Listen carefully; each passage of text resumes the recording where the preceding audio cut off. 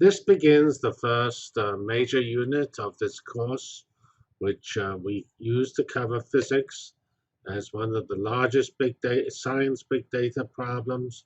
It also happens to be an area I'm reasonably familiar with, as my PhD is in this area, and I actually used to do physics experiments, which were naturally smaller than this because they were done many years ago, and but they certainly give me a reasonable good overview of what's going on here.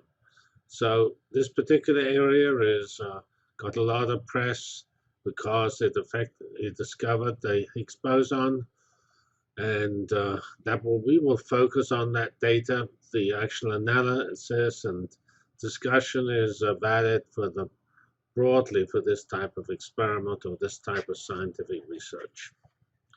I should also point out this is one of the so-called largest of the big science areas, because everything is done on the most enormous scale, from the accelerator through the teams of people who work together to find results from the accelerator.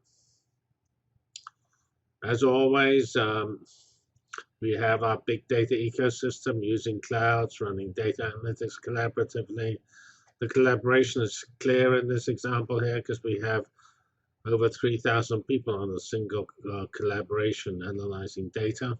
Clouds are not so clear because although they are used and clearly work quite well, the analysis for these particular experiments was set up well before clouds were available. And so they have features in common with clouds.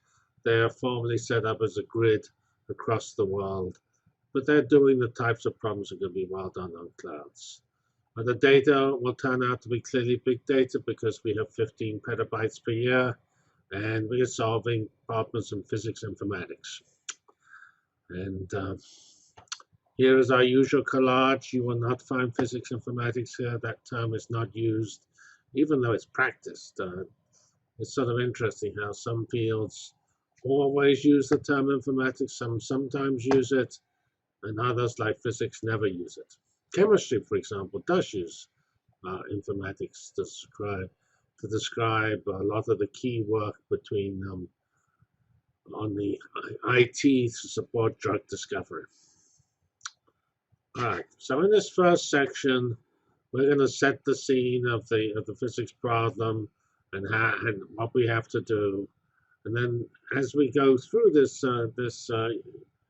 section, we will see that the key analysis method is not some fancy machine learning algorithm, but rather relatively straightforward, although done with great care, statistics, analyzing the data and using what's called histograms to present the results.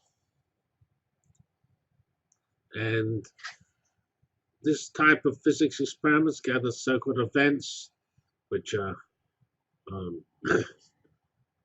things observed which have particular properties, and you group together things with like properties, and that's called a counting experiment. You count how often something happens. In this case here, we're going to be ending up counting how often the Higgs happens by grouping together particle events taken at the accelerator which have Higgs-like characteristics.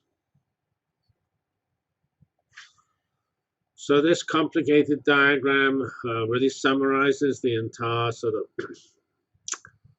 physical situation we have at the top left, a picture of the accelerator, which is 175 meters underground, and it has various places marked on it. CMS is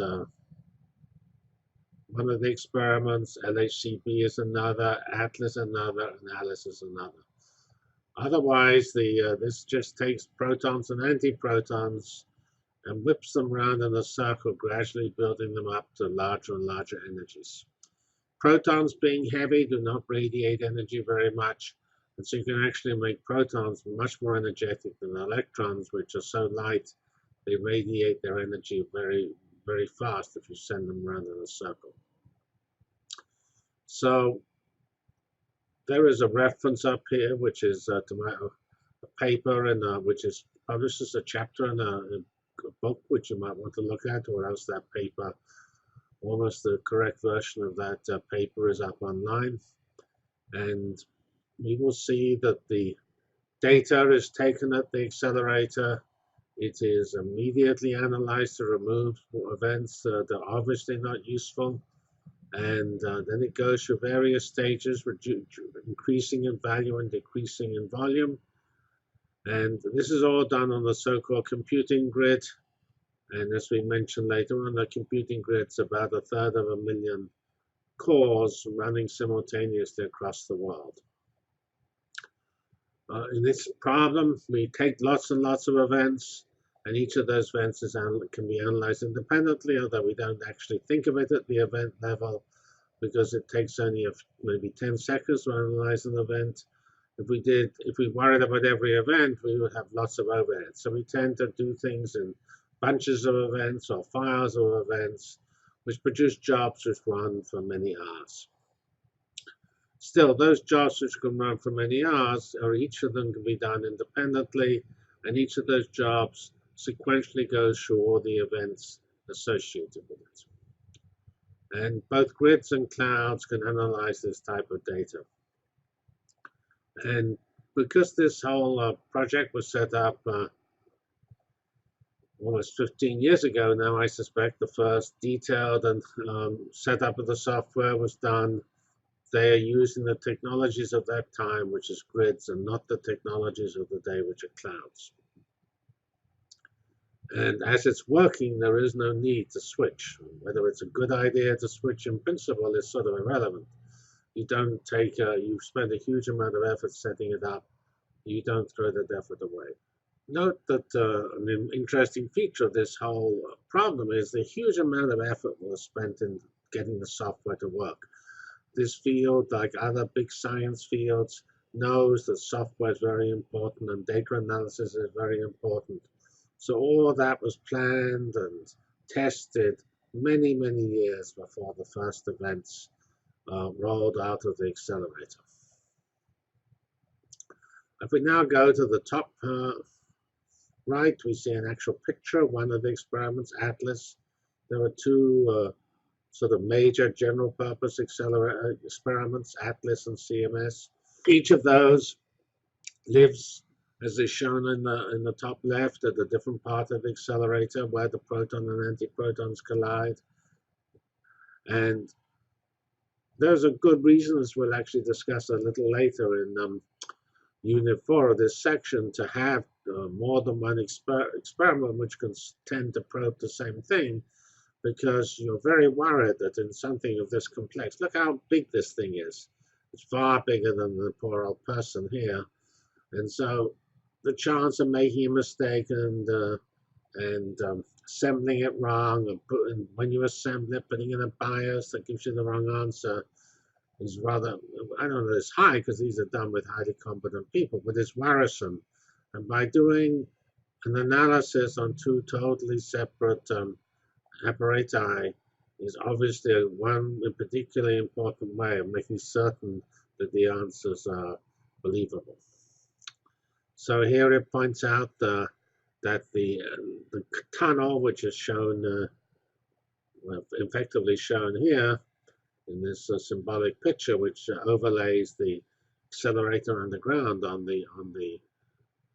a picture of somewhere near Geneva, and crossing actually the France-Switzerland boundary. That's 27 kilometers, 17 miles in circumference.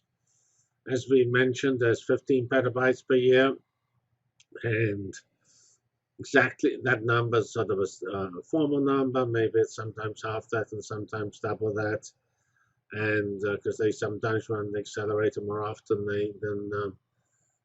than other times. They improve the accelerator, so they take it down, they switch it off to save electricity and things like that. So, and sometimes it even goes wrong. They have to switch it off to correct the apparatus. And this set of 350,000 cores is called the Lhc Computing Grid, and they're sort of arranged across the world in a 3-level structure. We have at the top level CERN, which is the laboratory where this accelerator is situated. That processes some pretty large, maybe 20% of the data. Then we have tier 1, which there's one or more in the major continents. So that there is a tier 1 also for each experiment, and those are national level facilities, and then tier 2 are regional level facilities. Indiana University, where I'm situated, has a tier 2 Atlas computing environment. And then formally tier 3 is sort of the user. So we have host accelerator, national facilities, regional facilities, physicists analyzing the data. And to give this example here of CMS, it had 7 tier 1 and 50 tier 2 facilities. One thing I've not discussed yet is this Higgs event. And so we have these protons and antiprotons colliding head-on. And then when they collide, all sorts of disaster happens. They break up into hundreds of particles. And these hundreds of particles are tracked in various ways in this apparatus. The tracking is different depending on the nature of the particles. Some hardly interact. Some interact, but they interact due to their charge. These are the actual tracks you see here. These are charged particles being measured in what they're deposited when they go through chambers and things like that, full of gas that will respond to their passage. Other particles are only seen through the cascades that are produced when they enter into, say, heavy metal. That's something like photons, or which come from either directly from the collision, but more likely from the decays of particles, like the pi zero, which always decays into 2 photons. And so here you see this rich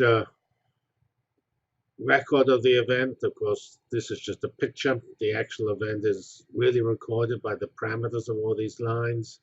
These things here are the energy deposited in so-called calorimeters, which measure these showers produced when particles go into them. So all these experiments consist of way of, they understand very well how the different types of particles interact with matter. They put together a set of devices which record this interaction. They do it over as wide a range as possible, and they are particularly sensitive to do where it's most important. And the most important is sort of around here in the sides, because the particles that go straight for when a proton and antiproton collide, most of the activity goes straight forward or straight back in most events, and that's not so interesting. That's the most common events. We're looking at rather uncommon events, those that produced remarkable scientific new particles like the Higgs. Those tend to go off sideways, and that's how I actually detect them. A lot of energy going in directions that the typical event doesn't do anything. Getting rid of all these uninteresting events where nothing much happens is the purpose of the hardware trigger, the actual experimental apparatus, and also a cluster that takes the data immediately from the apparatus and runs it through a filter to remove as many possible of the uninteresting events.